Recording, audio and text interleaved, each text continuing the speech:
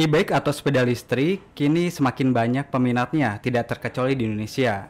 Banyak pabrikan sepeda yang berlomba-lomba membuat e-bike-nya tersendiri. Di Indonesia sendiri, kini perkembangannya sudah semakin meningkat. E-bike ini menghadirkan keunggulannya tersendiri. Di podcast kali ini, kita menghadirkan narasumber. Dia seorang pelari dan juga pesepeda.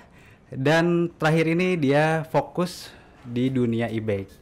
Beliau adalah Aki Niaki. Tonton terus videonya di portal Sepeda Indonesia.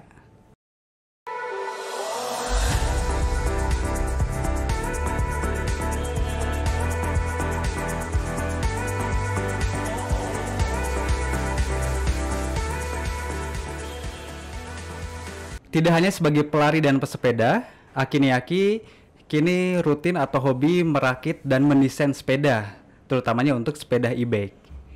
Langsung saja, Waki, apa kabar? Alhamdulillah. Alhamdulillah ya. Salam Baik. buat semua teman-teman. Salam juga. Portal sepeda. Baik. Terima kasih Waki sebenarnya sudah datang ke portal sepeda. Sami-sami. Kita berbincang tentang e-bike ya Waki. Yuk.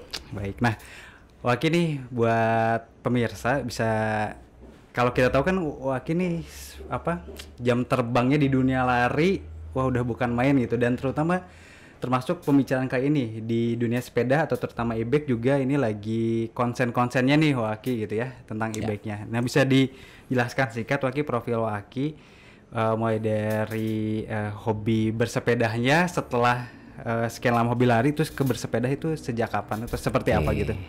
Ya. Sekali lagi salam. Terima kasih Portal Sepeda sudah berkenan mendatangkan saya karena saya suka sekali nih temanya e-bike. Jadi justru malah tema yang memang mau saya angkat dari kemarin-kemarin. Cuma kalau ditunggu-tunggu ada yang ngundang nih. Nuhun pisan. Oke ya. Saya Aki Niaki, saya tinggal di Bandung. Saya pelari dan pesepeda, pegiat dan penggiat lari dan sepeda. Larinya sendiri saya baru atau sudah 10 tahun. Jadi saya mulai lari di usia 54 tahun. Sepedanya mulai lagi setelah vakum 30 tahun 2015 kemarin. Jadi 2015. Saya baru 5 tahun. Nah, tapi saya intens. Jadi hampir bisa dibilang saya tiap hari bersepeda. Jadi karena sepeda itu transportasi saya, jadi bukan alat saya berolahraga. Kalau olahraga saya cukup dari larinya aja, tapi memang moda transportasi saya sepeda. Jadi kalau saya buat urutan, nomor 1 sepeda, kedua kendaraan umum, mungkin baru motor, jika terpaksa baru mobil. Oke. Jadi keren nih buat teman-teman, buat Waki, sepeda itu bukan sekedar hobi tapi lifestyle dan terutama alat transportasi alternatif gitu ya. Betul. Jadi yang saya suka itu sebenarnya bukan suka sepedanya, tapi saya suka ide bersepedanya. Jadi buat saya nggak masalah sepeda mau seperti apa, selama dia ada roda, menggelinding, ada rem, oke. Kita lihat nih Waki lagi fokus dan memang seorang e-bike entusias gitu ya. Nah, bisa diceritakan dari Waki mungkin daya tarik atau keunggulan apa sih dari sebuah e-bike itu gitu kan? Karena kan banyak nih pesepeda yang kepikir bahwa mending sepeda, e-bike mah gimana gitu. Ya, menurut Waki kayak gimana sih? Jadi saya kan begini, bermula dari sepeda ya. Sepeda itu buat saya udah cukup sekali. Jadi dari sisi kecepatan, dari segi itu udah cukup sekali. Apalagi kita kalau ngacu misalnya bahwa ada batas maksimal kecepatan dalam kota kan. Jadi itu sebetulnya sudah terpenuhi dari sepeda biasa gitu. Hanya begitu ada saya dengar tentang e-bike, sepeda dengan bantuan listrik, terpikir betapa misalnya bahwa dia pastinya akan lebih sedikit bertenaga karena dengan ada bantuan kan. Nah, jadi yang saya dapatkan adalah bahwa e-bike itu tidak sekedar sepeda biasa yang dikasih alat bantu, tapi yang sebenarnya dia bisa bahkan menggantikan sebagian atau keseluruhan waktu moda transportasi lain, misalnya mobil dan motor. Karena itu tadi kan, jadi dengan separuh tenaga, separuh dari kita, separuh dari ini, tentunya kan waktu yang dicapai kan lebih cepat. Ya, waktunya lebih cepat, juga jarak tempuhnya pun juga bisa 2 kalinya dengan tenaga yang sama. Nah, itu yang dasarnya itu dulu ya, dari kelebihan si e-bike itu. E-bike-nya. Betul. Oke. Jam terbang Waki di dunia lari dan bersepeda gitu. Kalau menurut Waki, manfaat yang dirasakan dari bersepeda gitu ya, selain dari sisi kesehatan, kalau kesehatan udah mungkin Sobat Portal juga udah tahu A, B, C, D sampai Z, manfaat kesehatan dari bersepeda itu banyak sekali. Nah, Selain itu menurut Waki yang Waki rasakan dengan hobinya bersepeda kayak gitu, bahkan bukan hobi saja tapi lifestyle mungkin transportasi. Iya, jadi betul. Kayak Jadi gimana? buat saya sih bukan hobi lagi, sepeda itu buat saya transportasi seperti kalau orang naik motor, naik sepeda, eh, kendaraan umum ya. Kalau misalnya orang mau pergi ke satu tempat kemanapun gitu. Jadi mungkin bisa saya terjemahkan dengan satu dua kalimat ya. Buat saya itu sepeda itu seperti kayak treadmill ajaib. Bayangin ya, kalau misalnya orang mau sehat, pergi ke gym, orang bermacet-macet dulu pakai mobil, pakai motor hanya untuk nge-gym di satu tempat kan. Nah sementara saya nggak musingin pergi kemana. Saya mau pergi, mau ke pasar, mau ke segala macam. Sekaligus itu kan kayak treadmill ajaib ya. Dalam waktu yang sama dia tuh nganter saya kemana aja saya pergi. Nah itu kan luar biasa sekali buat saya. Nah itu kayak gitulah kira-kira ininya. Hampir semua kota tuh kan rata aja, nggak ada naik turun segala macam. Itu kan sepeda, tahulah semuanya ya, kita tanpa harus juga berpanjang-panjang tahu ilmu apa mekanik dan segala macam gitu, bahwa dengan putaran roda itu kan praktis tenaga yang kita ambil tuh sedikit ya, selama dia memang datar-datar aja gitu. Jadi memang luar biasa sekali. Satu udah jelas lebih sehat, terus satu lagi yang pasti semua juga tahu lah, orang jarang cemberut kalau naik sepeda ya. Jadi begitu dia keluar ya, dia kena terpaan angin, rasa avanturir ya itu didapat. Jadi avanturir kita nggak usah pakai yang banyak orang kata bilang avanturir itu yang banji jumping lah entah apa. Kita ngeluarin sepeda aja, atau kasarnya begini lah, saya pede banget naik sepeda, nggak peduli sepeda yang mana, yang penting sepeda ya. Begitu orang bilang bahwa itu sepeda, itu udah jadi. Dibanding misalnya saya naik motor, saya ngumpet-ngumpet kalau naik motor, atau naik mobil saya ngumpet-ngumpet, naik sepeda, saya bangga banget. Nah kira-kira kayak gitu. Jadi luar biasa ya. Pertama, orang sadar nggak sadar pasti lebih happy. Yang setahu saya ya, begitu ada perasaan bebas ya, terkena terpaan angin, melihat banyak hal, apalagi dengan kecepatannya nggak sebegitu cepat kan, melihatnya juga lebih banyak. Terus transportasi sudah jelas, sehatnya ya apalagi. Jadi kalau orang bilang bahwa manfaat 1, 2, 3, saya sih rasanya setiap hari nemu aja manfaat sepeda. Terus untuk silaturahmi juga mudah, terus pergi juga mudah karena nggak perlu ini, nggak perlu itu, saya nggak perlu dipanasin dulu, nggak perlu ini, belum lagi ketinggalan STNK dan segala macam. Luar biasa lah. Jadi sepeda itu ya luar biasa. Menurut Kang Aki nih, dari sepeda e-bike ini itu kelebihannya apa aja sih, yang mungkin dari pengalaman Waki kan udah beberapa tahun ini fokus di e-bike gitu ya. Nah buat pemula nih yang mau beralih dan juga mau mencoba e-bike gitu, mungkin bisa dikasih apa ya, motivasi bahwa e-bike tuh kelebihannya seperti ini gitu. Ya. Gimana? E-bike itu ya, satu dia tuh lebih mudah menjembatani dari orang yang misalnya nggak bersepeda sama sekali mau ke sepeda. Karena kan pertama dia nggak harus banyak lah ya, pasti kita tahu kalau orang yang katanya baru pertama sepeda tuh wah pegel-pegel ini tuh, karena kan memang dia sedemikian banyak yang harus dia keluarkan kan. Nah dengan e-bike itu kurang lebih lah, itu hanya separuhnya, karena separuhnya itu kan sudah dibebankan ke si motornya kan, itu satu. Terus kedua, kalau untuk yang memang kita pas sepeda biasa, dengan sepeda biasa misalnya kita bisa, contoh saya lah, kalau saya pulang dari kota ke dari tengah kota ke tempat saya di atas di Gir Kalong, itu kan nanjak ya. Itu kurang lebih 30-40 menit lah dengan yang biasa-biasa aja.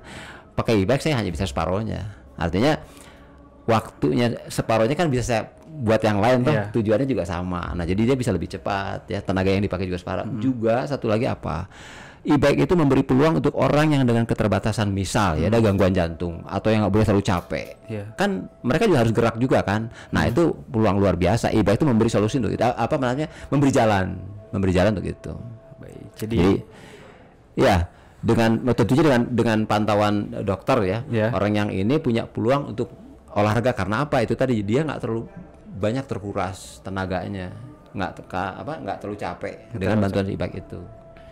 Itu beberapa. Yang lainnya lagi misalnya dia bisa dibilang hampir bisa menggantikan fungsi si motor. Coba kita lihat motor, orang suka bandingkan berapa katanya speed si e-bike, kan dibatas hanya 25 yang boleh 25. Sementara ke motor kan boleh 50, 60, 80 dalam kota. Tapi kalau ngacu ke aturannya kan motor juga nggak boleh, mereka kan ada batas kecepatan juga. Kalau nggak salah di kota tuh 40 km per jam. Nah kalau ngacu ke 40 km per jam dengan sepeda e-bike yang bisa juga lebih dari itu, 40, 45, 46 macam, rasa-rasanya nggak beda. Jadi bisa jadi dia malah bisa menggantikan sebagian dari yang kita pakai untuk motor. Jadi kalau kita punya e-bike ya, kalau kita punya sepeda, kita hanya punya satu macam sepeda saja. Tapi kalau misalnya kita punya e-bike, artinya adalah kita punya e-bike, sepeda dengan motor, klik dimatiin atau di nol, itu udah nggak berbeda dengan sepeda. Jadi fitrahnya tetap sepeda ya. Jadi nah itulah, soalnya kita punya dua, nggak hanya cuma satu sepeda. Nah, itu kelebihan. E-bike itu memang menawarkan dari sisi efisiensi tenaga dan waktu gitu ya, dan memang tadi juga misalkan untuk beberapa orang yang mungkin punya kendala atau kekurangan di fisik terutama kesehatan, dengan adanya e-bike bisa berolahraga tapi juga bisa lebih terkontrol gitu, lebih aman gitu ya, karena kan tidak terlalu diforsir kayak gitu. Dan juga lebih aman. Coba ya kalau saya pulang itu kan karena nanjak lebih pelan, lebih perlahan kan, sementara mungkin waktunya udah agak gelap. Bayangkan kan waktunya saatnya itu 40-50 menit tegang, saya khawatir ini khawatir itu, tapi dengan nikah hanya 20 menit jadi lebih cepat selesai.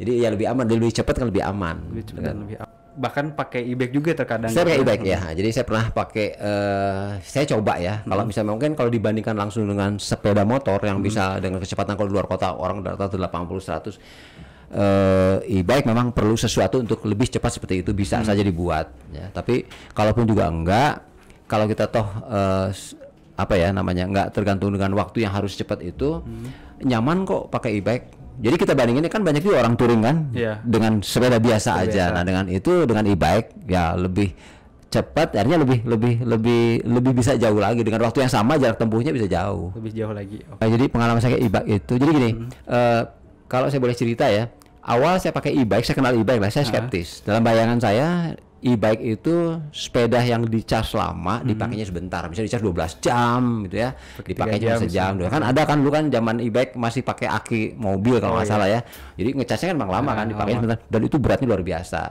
Nah itu saya pakai, saya nggak sebut, jadi ini berlaku buat semua, mau brand apapun, juga buatan negeri manapun, itu perkembangannya sudah cukup bagus. Jadi ternyata alhamdulillah ya mereka dicas sebentar, mirip seperti HP lah ya, hanya 4 jam tapi dipakainya nyaris seharian, dipakai seharian. Jadi luar biasa sekali setelah saya pakai. Nah itu saya coba, waktu saya ditawarin untuk coba, dia kasih ke saya city bike, artian yang dipakai untuk dalam kota. Saya pakai keluar kota, sempat ketakutan yang punya, dia bilang aduh Kang jangan Kang katanya, ini kan nanti nggak kuat katanya kan. Nah, saya bilang gini Kang, biar saya enak kalau ditanya orang, kalau misalnya orang tanya Kang ini kuat nggak di kota, nah saya bilang saya tinggal cerita aja, saya kemarin ke Pangandaran, saya bilang saya kemarin kesini, nah udah selesai kan, nggak ada diskusi lagi bahwa ternyata jangankan diputar-putar dalam kota, keluar kota pun juga bisa, seperti yang saya udah pernah Bandung Lampung, terus yang berikutnya lagi Bandung Tasik Pangandaran, Bandung Cirebon Tegal sekalian sampai Solo. Terus kapan saya juga pernah muter di Tambora, di Lombok ya, saya putar pakai itu.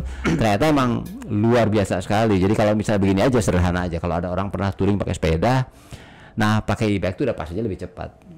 Pasti lebih cepat dan lebih aman karena kan, atau kalau misalnya gini lagi ya, orang pergi datang mau coba dia touring kemana atau jalan lah ke Lembang misalnya, ada perasaan nanti pulangnya sih gimana ya gitu ya. Kalau atau kebetulan kalau ke Lembang kan nanjak ya, jadi perginya enak, pulangnya perginya memang berat, pulangnya kan enak. Tapi misalnya dibalik, orang Lembang yang turun pulangnya kan bisa dibayangin, aduh nanti saya pulangnya gimana, nah kan e-bike itu agak terjawab.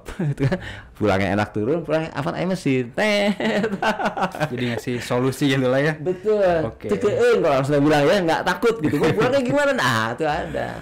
Atau misalnya tiba-tiba kecapean ya, atau kejauhan misalnya orang kecapean, nah dengan e-bike itu kan tinggal ini aja, terserah dia mau bareng ya, artinya pedal assist istilahnya ya, jadi dengan bantuan motor saat kita gerakan pedalnya, atau sepenuhnya tenaga motor, jadi peluangnya luar biasa, kelebihannya luar biasa sekali. Kelebihannya mungkin bisa kasih tips juga nih, kadang kan kalau kita buat pemula khususnya ya, yang mau pilih e-bike itu yang harus diperhatikan apa aja sih, apakah karena kan banyak yang anggapan bahwa e-bike tuh mahal lah, harganya di atas 10-an gitu ya. Nah tips buat pemula yang mau pilih e-bike nih, lebih baik kayak gimana gitu? Apakah kan e-bike kalau kita mau beli e-bike itu ada dua, ada yang udah jadi full bike sama yang bikin gitu. Nah dari pengalaman Waki, bisa dijelaskan kedua-duanya, kalau mau beli yang full bike diperhatikan kayak gimana, kalau mau ngerakit dari konvensional ke e-bike itu seperti apa? Gitu. Jadi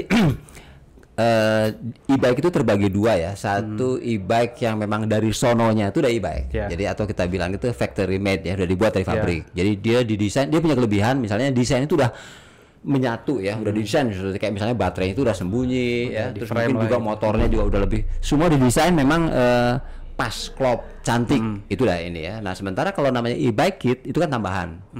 Jadi e-bike itu kit yang ditambahkan ke sepeda biasa, hampir semua sepeda menjadi e-bike. Nah kelemahannya atau dibilang kekurangannya, namanya kan kit ya, ditambahkan ke jenis sepeda manapun juga belum tentu nyambung, belum tentu nyambung, apa jadi nggak harmoni dari awal ya, karena kan nggak factory made, dia nggak didesain persis sesuai dengan segala macam lah. Nah itu perbedaannya. Satu dari sisi itu, kedua dari sisi harga. Yang factory made udah pasti lebih mahal karena kan didesain khusus, frame-nya khusus, apanya khusus, semua serba khusus, jadi memang lebih mahal. Itu kalau nggak salah perbandingan sekarang tuh bisa jadi 1:2, 1:3 apa. Nah, si e-bike kit punya peluang dia tuh lebih murah karena memang buatannya dianggap umum ya untuk semua genre sepeda. Jadi nggak ada yang khusus dan dia bisa produksi lebih banyak.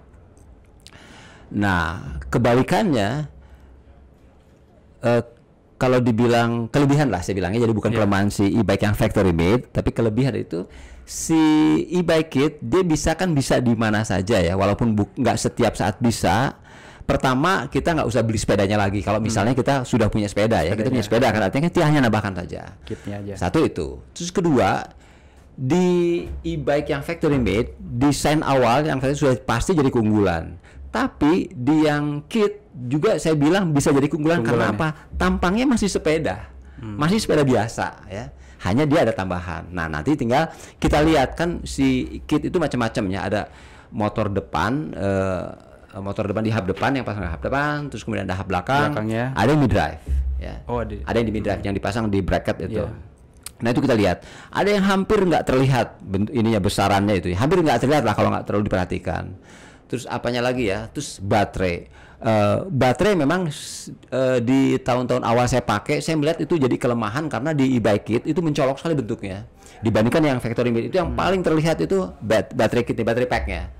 Jadi bentuknya sudah nggak nyambung ya, tiba-tiba plok gitu, rada aneh. Dan orang yang cenderung nggak pede dengan e-bike, dia bingung mau sembunyikan. Itu jadi hambatan buat dia. Aduh, kelihatan kayak gitu kan. Karena kan gede, tapi ya? betul. Nah itu kemarin saya coba. Karena saya memang basisnya di anak desain ya, jadi saya tentunya estetikanya saya perhatiin ya, saya perhatikan. Nah saya coba.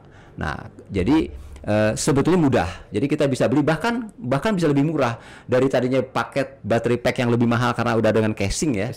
Ada casingnya kan. Casingnya sendiri aja bungkusnya tuh harganya udah 500-an. Jadi kalau kita nggak pakai kita udah ngehemat 500. Itu perbedaannya luar biasa. Jadi kayak kalau nggak salah ya, baterai pack yang di dalam casing itu harga bisa 4-5 jutaan dengan kapasitas tipe brand selnya dengan ampere volt yang sama yang kita buat custom tanpa itu tanpa ini, harganya bisa di bawah separuhnya dan ukurannya lebih kecil. Sebagai contoh ya, saya buat 10 ampere, 12 ampere dari yang custom saya buat, yang factory yang e-bike kit bawaan itu panjangnya 45 cm. Yang saya bikin hanya 18,8. Saya saja bisa nih ya. Apalagi yang anak muda, mereka pasti lebih kreatif lagi. Jangan-jangan baterainya bisa ditelan kali ya. Lebih kecil. Jadi itulah. Jadi masing-masing punya unggulan. Nah, cuma di e-bike kit ini kita punya peluang lebih murah. Ya. Lebih murah ya. Satu itu murahnya karena selama persepedanya sudah ada kan. Atau kalaupun juga sepedanya nggak ada, kita bisa gini, misalnya ya, kalau nggak salah sekarang ini yang saya tahu ya, kit itu bisa didapat mulai harga 5 jutaan lah, 5 jutaan ya. Itu udah lengkap. Jadi mulai dari itu perangkatnya kan motor, controller itu paketnya termasuk kayak display ya untuk petunjuk, terus sensornya dengan baterai. Itu ada yang sudah seperti begitu.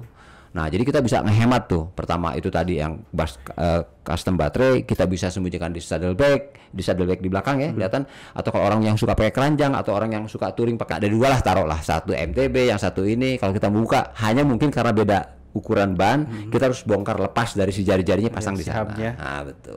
Nah, kalau yang lebih cantik lagi, yang di sini drive relatif lebih mahal, tapi ini lebih sederhana dengan hitungan waktu 15-30 menit dan nyaris siapa aja bisa tukar tanpa pusing roda depan dan belakang, itu bisa ditukar begitu aja.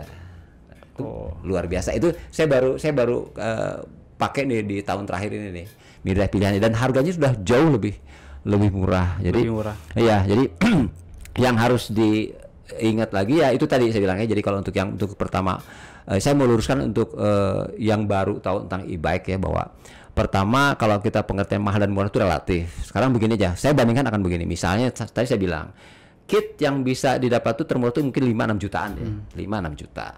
Orang bilang katanya mahal. Nah pertanyaan saya adalah gini, Akang atau Teteh punya sepeda, pernah upgrade sepeda nggak? Kumpulin upgrade sudah berapa? Nah, iya. Rasa-rasanya sih kayaknya lebih deh dari 6 juta. Iya. Nah jadi kalau saya mau berangkat dari apa? Sepedanya bisa mana aja, selama dia ada roda, ada rem, udah layak jalan kan?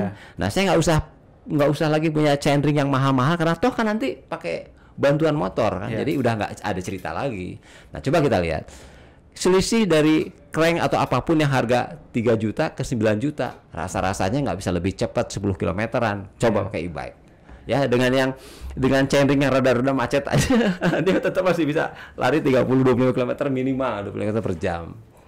Jadi relatif gimana kita mulainya ya. Cuma saya lihat peluangnya itu tadi. Jadi kalau kita lihat bahwa keuntungannya luar biasa, di mana si e-bike itu bahkan bisa menggantikan motor ya sekalipun, itu upgrade senilai gitu luar biasa murah. Bahkan kalau kita anggap ya kita punya nilai 6 juta ya, itu kalau kita ambil ya umur rata-rata baterai misalnya 2 juta lah terburuknya ya, itu sama dengan kita kalau nggak salah sehari kita ngeluarin uang cuma 5.000 rupiah. Padahal kalau nggak dari pengalaman ya, saya pakai 2016, saya baterai itu saya charge setiap hari, saya tes, saya pakai kemana-mana tanpa berpikir di awet-awet, nggak, itu kan namanya tes ya. Saya pakai hancur-hancuran ya, alhamdulillah tuh klien-klien sih udah banyak yang 2 tahun, 3 tahun, bahkan kapan saya ketemu klien yang dia udah punya duluan 7 tahun baterainya umurnya coba. Tapi anggaplah cantik-cantiknya 2 tahun aja, itu sama dengan hanya 4.500 per hari. Kira-kira itu udah lebih murah dari naik angkot kan. Udah kita punya jalur bebas kemana-mana, sementara kan kalau misalnya kendaraan umum kan udah tertentu jalurnya kan. Jadi kalau anggapan bahwa e-bike itu mahal juga sebenarnya menurut saya nggak betul sekali. Itu ya. Tadi betul. Iya, jauh. Misal kalau kita upgrade juga mungkin lebih dari situ, bisa dan lebih dari itu. Kalau kita ke e-bike manfaatnya lebih dari yang biasa kita upgrade. Mungkin anggapan mahal karena masih awam gitu ya, belum banyak yang terjun di dunia e-bike gitu. Oke. Dan tadi antara yang pabrikan dengan yang custom gitu, jadi udah jawab lengkap apa saja yang dibutuhkan dan seperti apa. Dan ternyata itu Sobat Portal, bahwa dengan adanya e-bike tadi itu bisa ke sepeda manapun gitu ya. Jadi bisa disesuaikan, mau sepeda apapun bisa kayak gitu. Dan tergantung Sobat Portal nih kalau mau pilih antara yang pabrikan dengan yang custom, tadi udah dijawab kelebihan dan kekurangannya. Tips penggunaan dan perawatan e-bike terutama saat ini ya, lagi musim hujan kayak gitu. Itu kayak gimana sih? Jadi saya beruntung ya, saya mulai pakai e-bike itu kan dari posisi saya yang diminta untuk tes. Jadi bukan saya sebagai produsen. Jadi kalau saya produsen biasanya lihat manual dibilang 25, ya saya lebih-lebihin lah 25 km gitu. Terus nih tahan IP berapa misalnya, wah ini airnya ya, tahan air IP berapa, sekian saya lebih-lebihin. Nah karena saya berangkatnya dari yang tes, saya berangkat dari pengalaman aja. Pertama yang saya tahu, semua e-bike kit ya, jadi jangankan yang e-bike factory made ya, yang kitnya saja itu saya ambil lah dari produk yang pasaran aja, itu seal yang mereka buat untuk itu udah bagus. Udah bagus. Jadi saya pernah pakai satu produk yang bisa dibilang ini produk banyak ya, yang kayaknya sih ini murah dan segala macam. Nah itu saya pernah coba. Jadi karena namanya tes, saya coba tes hujan ya. Hujan itu artian hujan besar, tanpa dibungkus plastik, tanpa apa, dengan jalan yang macam-macam. Saya waktu itu coba tes tuh dari Bandung ke Curug Ciputri 200 km. Jadi Curug Ciputri lewatin Bogor kan. Bandung, Cianjur, Puncak, turun ke arah Bogor, naik lagi ke arah itu, kalau nggak salah itu tuh acaranya bike camping ya, kalau nggak salah, saya lupa itu lah ya. Jadi saya bawa tes. Nah jadi waktu hujan besar itu saya nggak berhenti, kan namanya ngetes kan. Nah sampai sekarang 5 tahun ya saya pakai, saya alhamdulillah nggak pernah ada kasus bocor tuh di ini. Jadi insya Allah aman ya. Itu yang saya cerita tentang yang produk kebanyakan ya. Nah apalagi kalau udah yang branded, yang factory made, udahlah itu udah pasti itu udah aman. Tapi kalau misalnya kita punya kekhawatiran, gampang kok. Misalnya apa, baterai bungkus aja pakai plastik misalnya, atau taruh di mana di apa namanya, kalau misalnya custom tuh di penir misalnya bisa. Tapi paling nggak pokoknya dalam keadaan sebegitu aja udah. Yang jangan, mungkin dari saya nggak pernah coba kalau terendam. Setahu saya semua juga ini sampaikan bahwa kalau jangan terendam lebih dari 30 menit. Jangan terendam. Ini kan standar IP7 kalau nggak salah begitu kan. Nah itu udah terpenuhi semua, jadi aman. Termasuk displaynya juga. Saya waktu coba juga displaynya sama kok, nggak saya plastikin. Begitu aja. Saya mau tahu kan namanya katanya ada nggak sih dari sambungan apa segala macam itu. Aman. Jadi kalau kena hujan aman tadi, asal jangan direndam ya, sengaja Jangan direndam. sengaja direndam banjir atau janganlah gitu. Kalau gitu makan mobil juga rendam apa ya. Iya. Oke, siap. Ya kalau hujan mah jadi memang udah dari pabrikannya ada Dari standar saya udah desain IP-nya gitu, tadi IP, gitu ya. nah, betul. Kalau nggak Itu salah IP aman. 7 ya. Oke, nah terus kalau dari sisi penggunaan baterai nih, daya tahan baterai, misalkan Wah, Aki kan kalau pakai beberapa kali keluar kota juga gitu ya. Nah, kalau misalkan dipakai satu kali ngecas itu biasanya yang normalnya gitu ya. Itu satu kali ngecas berapa jam, terus ketahanannya bisa sampai berapa jam kalau digunakan? Ini saya agak sedikit panjang ya, karena ini buat saya penting, bukan buat saya, buat kita penting ya. Kita punya peluang sebetulnya mana aja ya, mau yang factory made atau bukan. Tapi kalau factory made itu artinya kita harus siap bayar mahal kan, karena lebih mahal. Dengan ampere atau kapasitas yang nggak bisa ditentukan kan, karena dari sononya aja begitu. Nah, sementara kalau misalnya custom atau yang e-bike kit, kita punya peluang gini ya. Untuk keperluan penuh dalam kota aja, warawiri lah dari pagi sampai sore, nggak perlu kita punya 10 ampere. Kita bisa hanya dengan 5 ampere. Artinya apa? Separuh dari harga baterai. Separuh dari harga baterai.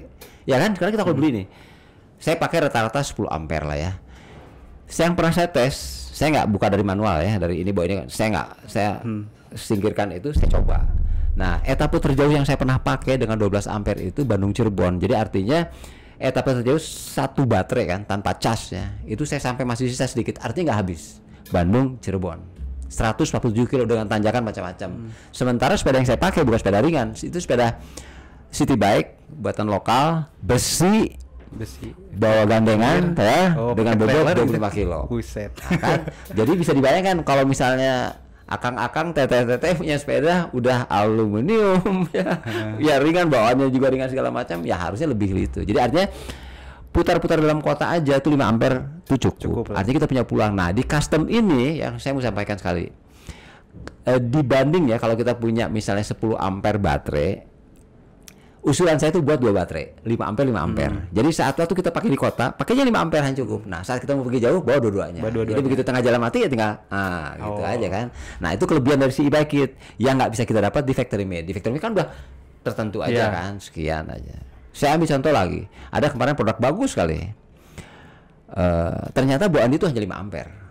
Tapi penempatannya itu ya panjang tuh hampir 30 lebih lah, hampir 40 35 kalau salah, botol garis tengahnya mungkin sekitar sekian lah, itu besar gitu.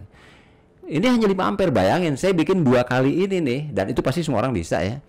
Itu dengan 2 kali kapasitas, ukurannya lebih kecil, masuk ke saddlebag nggak kelihatan, atau paling gampang sih dilihat masuk ke front bagnya sepeda lipat. Nah, berangkat ke desain, saya sebenarnya tergelitik begini. Indonesia itu kan punya, kita ini penduduk banyak ya, penduduk besar.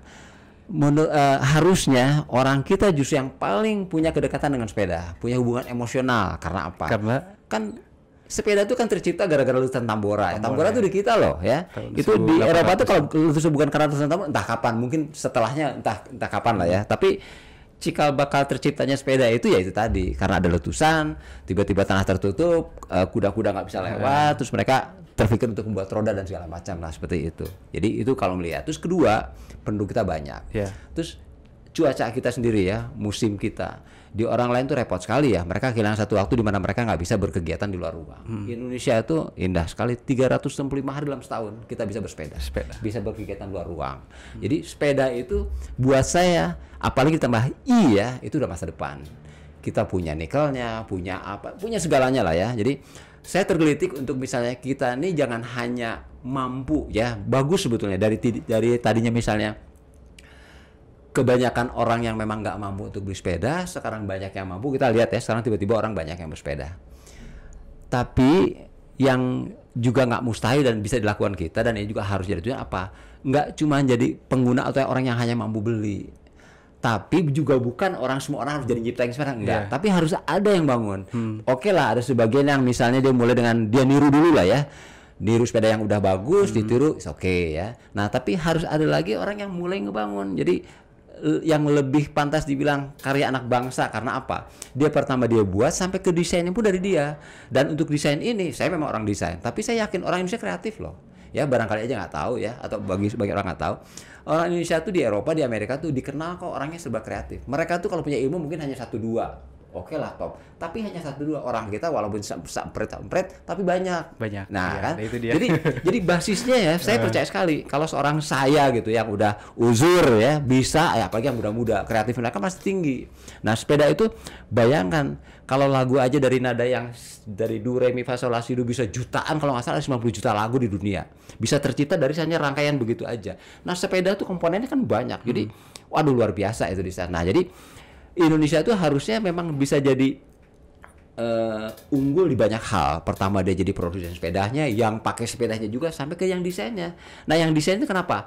Supaya apa? Pertama kita oke, bagus desain-desain luar ya, yang ini. Wah saya kagum sekali dengan luar. Tapi saya percaya orang kita pun juga bisa. Nah itulah yang menggelitik saya untuk mulai mendesain. Nah untuk desain pun juga saya sama. Saya nggak muluk-muluk. Saya nggak harus nunggu saya punya modal segala macam. Bahkan saya udah pernah coba. Mungkin nggak sih seorang saya, orang biasa yang nggak punya kemampuan misalnya nukang ini segala macam. Nah saya pernah coba, saya datang pakai sepeda, saya beli ke satu tempat di Bandung tuh ada tempat yang jual-jual besi, saya potong, saya bawa, saya bending ke Karapitan, yang untuk bending saya bawa lagi ke teman yang lain. Jadi kok sepedanya ada di salah satu foto saya tuh, ternyata saya pakai nggak kalah loh handlingnya, nggak ini. Nah itu saya kan, apalagi kalau udah ada pengembangannya ya apa ininya lah ya, itu luar biasa sekali. Jadi kenapa saya bilang e-bike masa depan itu tadi, pertama semakin ke sana kan tenaga yang ada bahan bakar yang ada tuh kan semakin nggak ada ya, belum lagi emisi yang harus juga berkurang segala macam. Jadi e-bike itu bisa dibilang jawaban akan banyak hal ya, orang lebih sehat, orang lebih peduli, orang nggak meninggalin sampah dan segala macam, itu e-bike. Terus barangnya sendiri kita punya kan, nikelnya kita ada, jadi wah luar biasa. Jadi saya bilang e-bike itu Indonesia itu harus unggul di situ ya. Dan bahwa sepeda itu harus ada, setiap orang satu sepeda itu udah bukan hal yang mustahil sebetulnya. Dan peluangnya udah terlihat sekarang kan.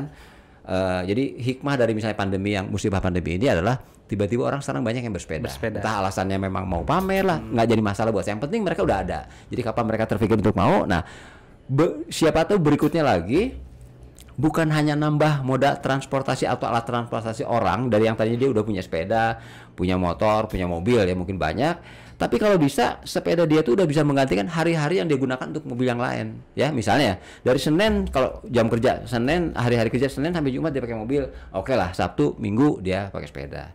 Nah berikutnya lagi siapa tahu dari Senin, Selasa, Rabu, Jumat sampai Jumatnya itu ada 1 atau 2 hari yang dia gantikan dengan itu. Nah kemungkinannya e-bike itu di situ, dimana kan karena nggak terlalu bertenaga, orang masih bisa lebih rapi, datang ke kantor nggak terlalu berkeringat, juga waktunya lebih cepat. Coba kan itu. Jadi suatu saat itu nanti di Bandung lah, kita nggak jauh-jauh kemana-mana, mungkin nanti mobil jadi bisa berkurang dengan itu ya. Karena ya e-bike tadi itu kan nggak terlalu capek kan. Waktu kita desain sepeda ya, rasanya nggak harus terlalu muluk-muluk harus seperti apa, ngikuti pakemnya. Yang penting begini, kita perhatian 3 titik aja ya, dari satu handlebar, posisi handlebar, saddle di mana kita duduk, dan pedal. Nah selama itu jadi acuan, yang lainnya nggak sulit. Itu kan jadi lebih ke estetikanya saja dan fungsi. Misalnya ya di sepeda yang lebih umum itu, yang misalnya lebih unisex, bisa siapa aja, sepeda yang lebih mengundang, buat sepeda yang misalnya tanpa top tube, tanpa batangan atas. Artinya kan perempuan misalnya yang berkebaya abaya itu juga bisa, apalagi dia bisa lebih dibuat rendah. Nah itu kira-kira kalau kita mau ngacu ke fungsi ya, ke value fungsi.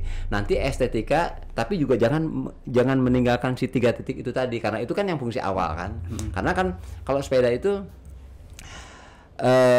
sering kali ya orang waktu pakai sepeda dia bilang kok saya capek ya, atau saya lelah, atau sakit ini sakit itu, lantas dia ganti ini segala macam. Padahal kalau mereka 3 titik ini tuh sesuai ya dengan postur dia, itu udah banyak menghemat banyak hal lah gitu. Jadi dia nggak usah lagi nyalahin si saddle, karena semuanya udah sesuai. Nah itu yang jadi acuan. Jadi 3 titik itu kalau kita mulai dari desain. 3 titik itu harus diperhatikan. Terus kemudian fungsinya tadi ya. Terus yang geometri juga nggak terlalu jauh, karena kita ngacu ke sepeda yang sudah ada aja dulu ya. Jadi supaya nggak terlalu banyak pengembangan yang lain-lain, kita mulai dari situ aja. Nah yang saya harapkan dengan itu apa, kalau misalnya ya hampir di setiap negara di Eropa itu kan negara kecil ya, itu mereka punya kalau nggak salah ratusan brand sepeda, banyak, dan semuanya laku, semuanya bagus. Nah jadi kalau kita nih, di kita harusnya mungkin ada 100 brand sekelas Polygon, 200 brand sekelas Element, apa yang lain-lain banyak lah. Jadi nggak usah khawatir bersaing karena pangsa pasarnya juga ya sama-sama diciptain aja banyak. Nah itu jadi berangkat ke desain itu seperti itu. Jadi semakin banyak ya, saya jadi semakin gini. Dengan ada orang yang desain sepeda, ada orang yang ngebangun sepeda, jadi semua bergerak ke arah sana, ya, ke arah bahwa Indonesia itu nanti satu orang satu sepeda minimal. Nah, itu seperti begitulah ininya. Oke. Jadi kesimpulannya yang pertama kalau tentang bahas frame design ya, yang dari pengalaman Waki ini 3 titik utama yaitu pedal, handlebar dan sadelnya. Dan ada juga 3 pakemnya tadi tentang geometri, estetika dan fungsi yang utama. Oke. Mungkin ini lebih umum di luar e-bike gitu ya. Dari Waki juga kan sebagai pelari, pesepeda dan juga pegiat atau bahkan aktivis lingkungan juga gitu ya.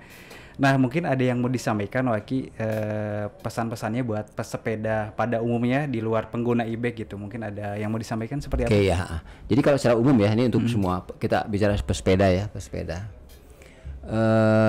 Memang betul ada undang-undang yang menyatakan bahwa semua pengemudi kendaraan bermotor itu harus mengutamakan keselamatan pesepeda dan pejalan kaki. Itu betul. Itu jadi ini kita lah ya. Artinya kita alhamdulillah itu mereka tahu tuh. Jadi kita harus. Tapi yang lebih penting lagi adalah kitanya justru ya, bahwa kita aja ada ketentuan juga. Jadi nggak jadi juga semena-mena. Jadi kita jangan jadi bunglon. Saat kita di jalur kanan seperti mobil, kita mau seolah-olah kita dianggap mobil kan. Jadi kita bisa cepat. Saat lagi kendaraan macet, kita mau jadi pejalan kaki seolah-olah kita bisa siksak dimanapun. Nah itu nggak bisa. Jadi kalau kita sepeda ya sepeda. Artinya kalau kita misalnya mau berlaku sebagai pejalan kaki, naikkan ke trotoar ya tuntun sepedanya. Nggak boleh kita kendarai ya, karena itu nggak boleh. Kecuali kalau misalnya nggak ada jalan dan rame, kita boleh selama memang nggak ada pejalan kaki atau ada pejalan kaki, tapi yang pasti kita utamakan mereka. Jadi setelah mereka baru kita. Nah itu yang utama. Yang berikutnya lagi sebetulnya sama, hanya macamnya ya. Bahwa misalnya kita harus tahu ada batas kecepatan, ada batas kecepatan, juga ada aturan. Jadi aturan itu nggak hanya berlaku bagi kendaraan bermotor, tapi juga bagi kita. Karena kan itu juga ada selama ada jalur kita wajib pakai jalur itu. Selama nggak ada jalur kita boleh naik ke pedestrian. Juga masih nggak ada ya kita pilih. Itu saat kita ada. Kalau di satu jalan ya ada beberapa sepeda yang sudah ambil jalur kiri, kita sebaiknya ikut juga di situ. Jangan jadi kita bikin jalur baru lagi. Itu kan ibarat seperti kalau di satu jalan ada orang parkir di satu jalur kiri, lantas tiba-tiba dia parkir kan jadi tertutup 2 kan. Nah itu sebaiknya itu seperti begitu. Jadi nggak sulit kok. Yang pasti lagi bahwa jalan tuh milik bersama, artinya kita harus berbagi dengan yang lain juga. Nah yang utamanya lagi kalau kita jalan, nah bolehlah pantas gitu kita minta doa keselamatan. Tapi kalau misalnya kita nggak doa jungkedang minta selamat, tapi kitanya berperilaku itu itu kan jadi nggak cantik. Jadi buat saya itu sebenarnya gini, keren nggak kerennya pesepeda ya, buat saya nggak dilihat dari soal jenis sepedanya, harganya, tapi ngeliat dari perilaku merekanya. Jadi biar kata taruhlah punten orang pakai sepeda butut tapi perilakunya cantik, dia ikutin jalur, nggak siksa, nggak nutupi jalan segala macam, itu jauh lebih keren dibanding misalnya pakai sepeda ratus juta ya, tapi tiba-tiba dia siksa, dia ini itu udah. Nah itu pesan saya yang utama. Oke, siap. Jangan akhlak gitu. Ya, iya nggak betul. Jadi jangan mentang-mentang kita ada aturan undang-undang bahwa kendaraan bermotor mengutamakan pesepeda, lalu kita abai bahkan seenaknya gitu ya. Jadi justru kita juga sebagai pesepeda harus sama-sama tertib juga gitu. Oke. Pesepeda itu ya punya peluang untuk jadi duta banyak hal, duta kebaikan. Nggak usah muluk-muluk lah. Misalnya kalau kita bicara kebersihan, ada pesepeda perokok, ada pesepeda yang nggak perokok. Saya nggak masalahkan, teman-teman saya banyak yang perokok ya, saya nggak anti perokok. Hanya satu hal, minimal mereka nggak jadi buang puntungnya ya. Jadi kalau saya lihat di beberapa tempat gitu, kita kumpul-kumpul, mereka ngerokok mangga gitu. Tapi minimal boya jangan langlung di mana si puntung teh. Nah, jadi saya mau kalau pesepeda, udahlah kita bicara yang lain. Karena saya juga pesepeda, nah saya mau ajak semua pesepeda gitu bahwa pesepeda itu pertama punya tanggung jawab ke perilaku bersepedanya, terus kedua juga punya tanggung jawab ke lingkungan. Jadi lingkungan itu nggak hanya bahwa dia sudah tidak berasap, tidak bermotor dan tidak bersuara, tapi juga tidak nyampah. Lebih kepada apa ya? Kebersihan lingkungan mungkin ya, karena kan memang nyatanya gini Waki ya, kemas sepeda itu mungkin karena anggapannya saya mah udah olahraga gitu, jadi mau ngerokok pun ya balance lah ya, jadi mangga mau ngerokok juga haknya tersendiri tapi juga ada faktor-faktor lainnya yang harus diperhatikan gitu ya, terutama tadi puntungnya jangan dibuang sembarangan, kedua ataupun saat merokok tidak merugikan orang lain yang tidak merokok juga mungkin ya. Sepeda itu keren ya, jadi dia membuat orang tuh, saya nggak tahu, saya nggak rasanya nggak pernah lihat orang naik sepeda tuh cemberut. Jadi begitu dia mulai itu dia udah berkembang ya. Lebih baik lebih lebar lagi. Ada dua ya orang bersepeda, satu yang kompetisi itu tuh misalnya orang yang memang atlet ya, untuk menjaga kesehatan, di mana dia juga harus punya drive train yang bagus dan segala macam. Tapi kalau kita ngacu ke sehat atau transportasi, ada hal yang nggak bisa dilupakan. Pertama, satu ya, bahwa jangan kompetitif. Satu itu. Terus kedua, nggak ditarget. Ya, jadi kalau misalnya kita pergi suatu tempat, kita target sekian, nah itu jangan. Jadi kalau kita ngacu kesehatan, dua hal itu harus dilupakan, harus diabaikan, harus dikesampingkan. Jadi jangan kompetitif, jangan itu. Nah itu buat keselamatan kita. Kan apa? Kalau kita lihat ya sering ya, orang yang terlihat udah terlatih bertahun-tahun segala macam. Mungkin dia juga kelupaan atau dia nggak sempat, bahwa dia ada gangguan jantung misalnya segala macam, tiba-tiba dia kolaps ya, nggak ke ini. Nah itu sering kalinya karena itu kan, jadi memaksakan yang memang dia di luar kemampuan dia, walaupun dia merasa dia sudah biasa.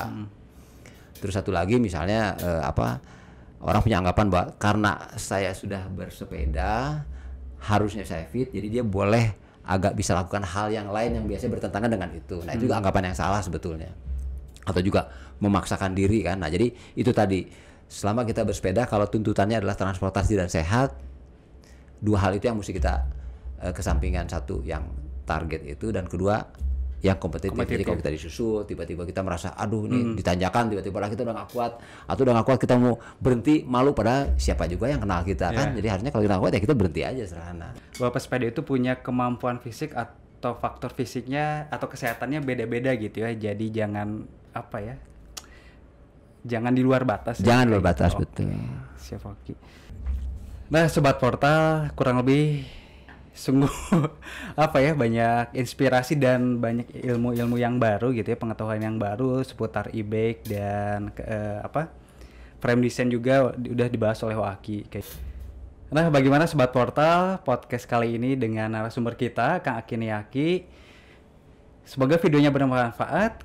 Kalau itu tonton terus video podcast berikutnya dengan narasumber dan inspirasi berikutnya. Kalau itu terima kasih Waki sudah hadir di podcast kali ini. Salam. Siap, itu. Salam guys.